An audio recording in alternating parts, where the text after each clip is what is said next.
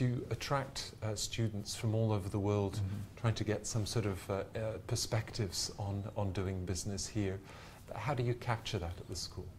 Well, I think what we try to do in order to capture the students is the fact that we have a really diverse student body and a really world-class faculty. And when you take those two factors, it makes students feel very comfortable in the ability to come here and not only learn from world-class faculty from all the great schools, but people who have a diverse perspective, not just from an ethnic perspective or a nationality perspective, but also from a career perspective.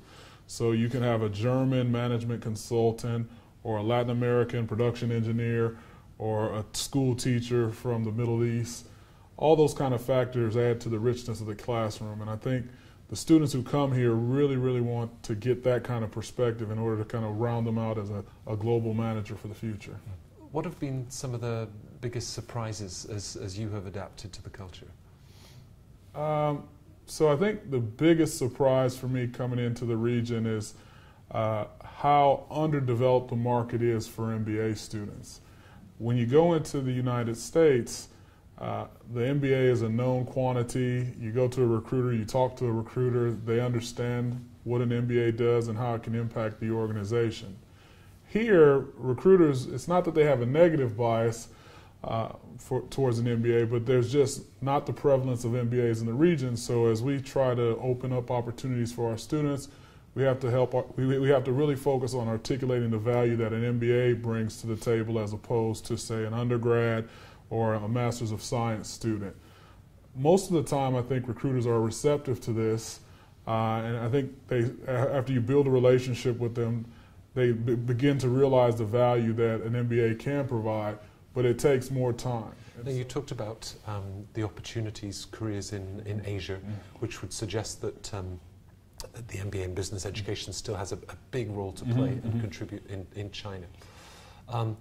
Business education is also under threat from MOOCs and sort of disruptive technology. Where do you see business education 10 years down the road? So I definitely think there's a role for technology in the future. I think the way we've kind of evolved in the MBA had been more faculty-centric and saying, okay, we're the finance department, we get one course at the table. We're the marketing department, we get one course at the table. We're the management and strategy group, we get one course at the table. And I think that's not good enough for students these days. The challenges of the business world are complex. Our students are pressed for time. It's really hard for us to get in front of our students and talk to them about what they need to do in the classroom and then outside of the classroom to help them get the right career opportunity.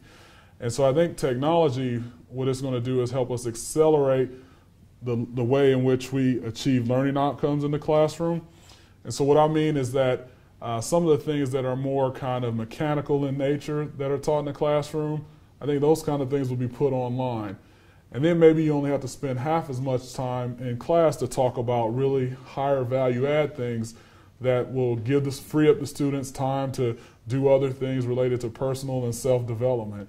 And so technology, before we had this kind of one-size-fits-all curriculum, but if you take like some of those more mechanical and vocational elements out the classroom, what will happen is the people who already understand those elements, they can just zoom right past that content and come to class prepared. The people who need more reinforcement can watch a video over again, can do an integrated chat with their faculty member or something like that to get what they need. And so I think it'll become more efficient yet more custom in the future. Do you have a favorite moment from your role here? My favorite moment is we have this international night where students prepare foods and cuisines and entertainment from their respective parts of the world. And I think that was my favorite moment here because you get an appreciation of the diversity here. And at its core, we're a business school, but I think we're also about experiences. And there's no richer experience than to have an opportunity to take part in someone else's culture.